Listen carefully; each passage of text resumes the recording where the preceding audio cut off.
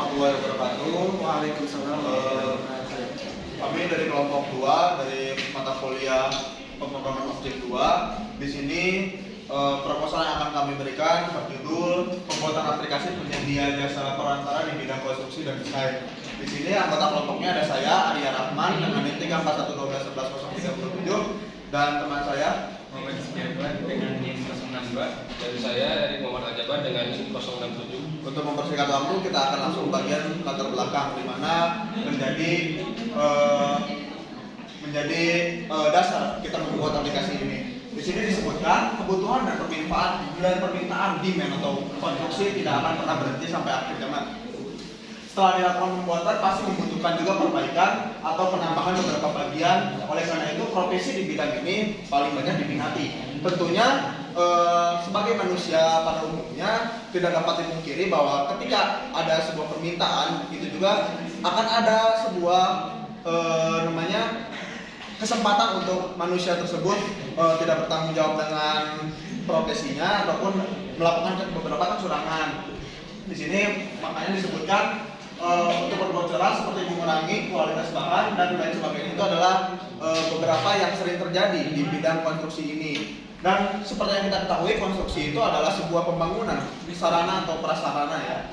Di sini dilanjutkan dengan semua masalah yang dihadapi oleh sebagian besar manusia saat ini, maka kami berusaha membuat aplikasi. Di sini membuat aplikasi adalah sebuah pemanfaatan atau pengaplikasian atau pengimplementasian dari teknologi yang telah ada di dunia ini. Oleh karena itu, kami membangun sebuah aplikasi yang bergerak di bidang jasa, khususnya jasa konstruksi. Aplikasi ini sebagai wadah untuk pihak penyedia konstruksi sehingga masyarakat tidak kesulitan mencari pihak penyedia, dan aplikasi ini menerapkan sistem pencegahan kecurangan agar proses konstruksi antara user dan mitra atau yang menjadi penyedianya itu dapat berjalan lancar serta terdapat sistem histori proyek yang dilakukan mitra dan ulasan dari user yang sudah menggunakan jasa konstruksi. Jadi di sini kita hanya sebagai perantara saja. Selanjutnya, Baik, untuk rumusan masalah di sini, bagaimana cara mendapatkan penyedia jasa konstruksi dengan cepat dan efisien, apalagi ketika Anda baru saja pindah ke tempat yang baru. Mungkin ada beberapa orang yang memiliki sifat individualistik atau malu ingin bertanya, bisa langsung menggunakan aplikasi kami untuk membangun tempat atau yang lainnya. Dan yang kedua, bagaimana cara mendapatkan pihak penyedia jasa konstruksi yang jujur dan bertanggung jawab, dan kami pastikan bahwa kedepannya aplikasi ini mitra-mitra kami akan kami pastikan jujur dan bertanggung jawab. Dan yang ketiga, bagaimana cara mendapatkan pihak penyedia jasa konstruksi yang handal, dan akan kami pastikan juga semua mitra yang bergabung pada aplikasi kami adalah penyedia jasa konstruksi yang handal dan bertanggung jawab. Lalu ada batasan masalah. Aplikasi yang dibuat akan available untuk perangkat desktop, tidak hanya untuk di mobile tapi untuk di desktop juga ada. Yang kedua, aplikasi hanya sebagai wadah untuk para penyedia jasa konstruksi mencari proyek dan sebagai pengawas selama jalannya proyek. Lalu yang ketiga, mengawasi dalam segi digital yang akan dibantu pihak kepala proyek yang dilaksanakan dan memberi beberapa bukti report harian, baik foto progres, foto bukti pembelian barang, foto kwitansi atau pengeluaran dana. Kemudian ada 3 tujuan dari mengapa aplikasi ini dibuat. Yang pertama, menyediakan sarana untuk pihak penyedia jasa konstruksi mencari proyek dan sarana untuk user mencari penyedia jasa konstruksi. Yang kedua, menyediakan sarana yang bisa menjembatani antara pihak penyedia konstruksi dan juga user sehingga bisa melakukan proyek berjalan sesuai dengan kesepakatan. Yang ketiga, menyediakan sistem penilaian hasil kerja untuk setiap pihak penyedia jasa konstruksi. Kemudian manfaat aplikasi ini bermanfaat untuk menyelesaikan masalah manusia yang mencari pihak penyedia jasa di bidang konstruksi yang handal, jujur dan bertanggung jawab. Selanjutnya di sini ada pembuatan proposal ya, seperti yang sudah kita lakukan pada saat ini, yaitu mempresentasikan proposal yang telah kami buat. Jadi pada tahap ini kita sudah melakukannya dan mempresentasikan apa yang menjadi topik utama permasalahan dan pembuatan solusi dengan membangun aplikasi yang berfokus pada perangkat berbasis desktop. Jadi mengingatkan kembali dengan beberapa permasalahan yang sering terjadi di bidang konstruksi seperti adanya penipuan atau adanya beberapa pengurangan bahan baku yang telah dibicarakan tadi pada latar belakang. Oleh karena itu, dengan adanya aplikasi ini memungkinkan untuk membantu atau memberikan solusi kepada para masyarakat yang ingin membangun sebuah bangunan atau membuat jalan atau apapun itu, sehingga lebih mudah dan lebih terpercaya para mitranya. Selanjutnya di sini ada penentuan target usernya, atau di sini penentuan target pengguna dari aplikasi ini. Untuk target user atau pengguna aplikasi yaitu semua kalangan, baik itu kalangan bawah, kalangan menengah ataupun atas. Karena ini di dalam aplikasi akan ada banyak pilihan harga yang ditawarkan sesuai dengan proyek dan juga mitra yang bekerja sama. Maksud dari semua kalangan itu karena di sini kita tidak akan mempatok untuk semua konstruksinya, tidak hanya di harga yang tinggi, tapi kita akan menyesuaikan dengan para mitra yang bekerja sama, sehingga untuk harga-harganya itu tidak tetap disesuaikan dengan proyek apa yang diberikan dan mitra mana yang akan dipilih. Selanjutnya penentuan target mitra yang diinginkan ada dua tipe. Yang pertama ada yang individual dengan syarat minimal memiliki 2 kali mengerjakan proyek pembangunan untuk melakukan proyek perbaikan atau 5 kali untuk melakukan pembangunan dan renovasi. Lalu yang kedua, perusahaan dengan syarat minimal kepala proyek sudah melakukan 5 kali proyek pembangunan untuk mengerjakan proyek atau pembangunan atau renovasi.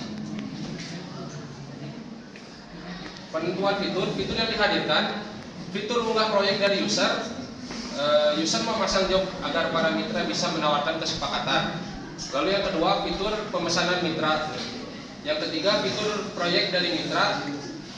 Yang keempat, fitur pengawasan proyek. Yang kelima, fitur ulasan dan peringkat. Yang keenam, aplikasi tidak lepas dari CRUD atau create, delete, dan update. Kemudian pembuatan desain, di mana tahap desain ini merealisasikan setelah tahap fitur yang tadi yang sudah ditentukan. Kemudian lanjut ke pembuatan aplikasi, di mana pembuatan aplikasi ini akan merealisasikan desain-desain yang tadi sudah ditentukan.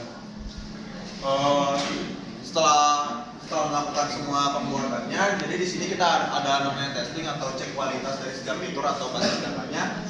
Seperti yang sudah dijelaskan di sini, cek aplikasi yang sudah dibuat apakah berjalan sesuai dengan yang diinginkan. Itu akan dilakukan setelah pembuatan aplikasi selesai. Setelah itu kita akan membuat laporan akhir untuk menjadi ulasan atau laporan kegiatan yang telah kita lakukan. Selanjutnya di sini ada mockup. Baik, yang pertama mockup tampilan atau loading. Di sini kita untuk yang pertama ada logo dari aplikasi dan yang lain. Lalu pada saat membuka aplikasi kita akan memberikan persyaratan dan kebijakan privasi dari aplikasi kami. Jadi di sini untuk tampilan login ada email atau nomor telepon, password masuk. Jika ada user yang belum lupa kata sandi bisa di sini. Dan yang di bawah untuk buat akun baru. Kemudian di tampilan register ada tampilan untuk awalnya itu nama depan dan nama belakang, kemudian nomor seluler atau nomor email, kemudian password, kemudian tanggal lahir dan juga jenis kelamin sesuai dengan ketentuan. Selanjutnya di sini ada tampilan utama dari aplikasi yang kami akan buat. Tentunya di sini kan kita akan belajar pemrograman objek. Jadi di sini kita akan menggunakan Java. Untuk tampilan di sini kita pakai bukan drop down, dia sih pakai drop down. Jadi nanti saat disentuh akan drop down gitu. Di atasnya akan ada gambar. Tentunya nanti di sini akan apabila kita ngeklik itu bakal ada keluar keyframe sesuai dengan ikonnya, seperti ada icon message, icon bell atau notifikasi saja. Lalu ada icon user untuk memberikan tampilan sederhana atau tampilan umum dari si user yang login ke dalam.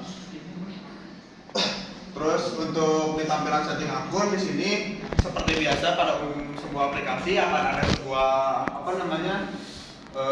pas foto atau apapun itu yang menjadi identitas dari user tersebut. Di sini bakal ada update dan juga delete akunnya. Dan untuk tampilan update akun, di sini user bisa mengubah mulai dari nama depan atau nama belakang, kemudian tanggal lahir, bisa menggunakan fitur delete, kemudian mengubah gender, mengubah username, kemudian menggunakan merubah password dan mengkonfirmasi password tersebut. Kemudian ada tombol Terus untuk jadwal kegiatannya di sini yang sudah kita lakukan itu ada di bagian pembuatan proposal tentunya dan juga mempresentasikan proposal yang dilaksanakan pada hari ini.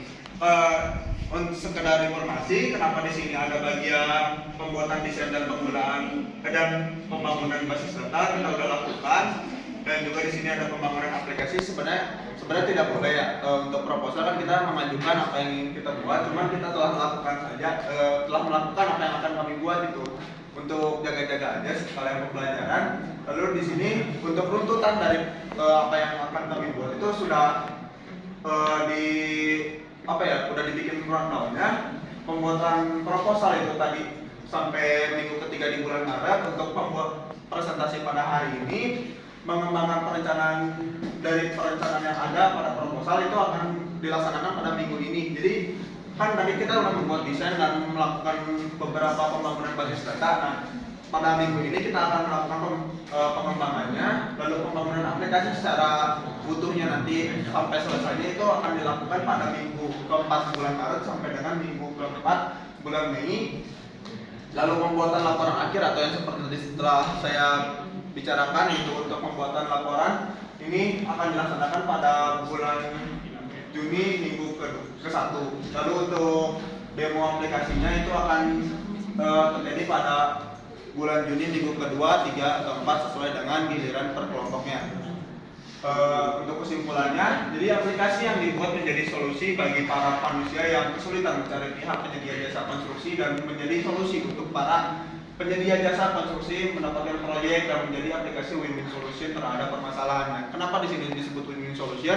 Pertama, untuk masyarakat atau user akan mendapatkan keamanan, kenyamanan, dan kesempurnaan pada setiap proyek yang akan dibuatnya. Lalu untuk para penyedianya atau mitra-mitra yang ada pada aplikasi tersebut akan mendapatkan lapangan pekerjaan yang baru dan bisa lebih mengembangkan sayap-sayap pekerjaannya. Dengan begitu, terima kasih atas perhatiannya. Mohon maaf apabila ada kesalahan dan kekurangan. Wabillahi taufiq wal hidayah. Wassalamualaikum warahmatullahi wabarakatuh. Waalaikumsalam.